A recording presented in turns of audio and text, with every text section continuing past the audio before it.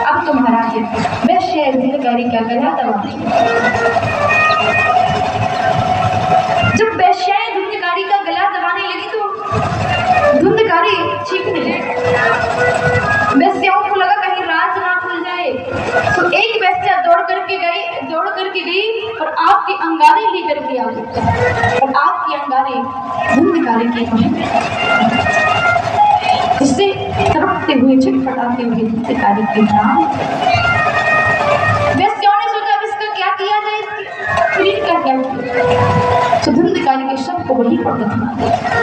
अब भगवान का नाम तो कभी लिया नहीं है, भजन तो कभी किया नहीं है, तो मरने के बाद धुंधकारी प्रेत योनि में पहुंच गया। जैसे ही महाराज गौकर्ण जी को पता चला हमारे भैया का प्राणांत हो गया है, महाराज गौकर्ण जी ने पिंडदान करवाया, लेकिन धुंधकारी की आत्मा को शांति नहीं मिली। एक दिन महाराज गौकर्ण जी अपने महल में आए और जब अपने महल में आए तो महल में कोई रहता नहीं था, तो धूल मिट्टी हो गई थी। रात्रिकालीन बेला में जैसे महाराज गौकर्ण जी आए, उन्होंने थोड़ी सी जगह साफ की और वहीं पर बैठ गए।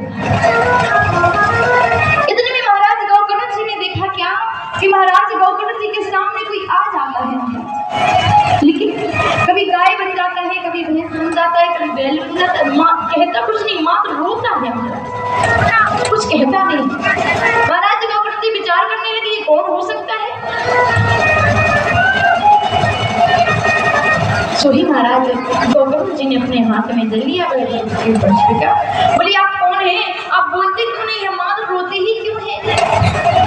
उन्होंने बतलाया, बोले भाई मैं आपका धुंधकारी, भगवान का भजन तो किया कभी किया नहीं है, नाम जब तो कभी किया नहीं है, इसलिए मरने के बाद मैं प्रेत योनि में पहुंच गया।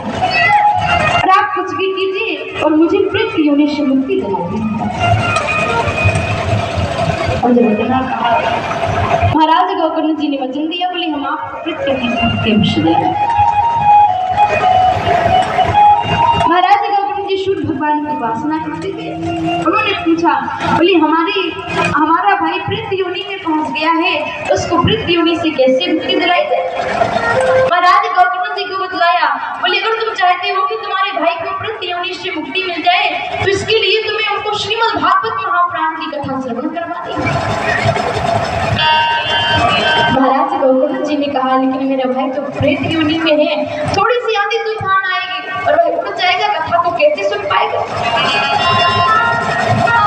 तो उन्होंने बताया, अभी तुम ऐसा करना, एक 7 गांठ वाला एक बांस लगा दो, तो थोड़ी सी खुला, जैसे उस बांस के प्रथम गांठ टूटे तुम समझ लेना तुम्हारे भाई ने पवित्र की कथा को सुन लिया है। महाराज गौकर्ण जी ने कहा ठीक है। बड़े ही भव्य श्रीमद् भागवत महापुराण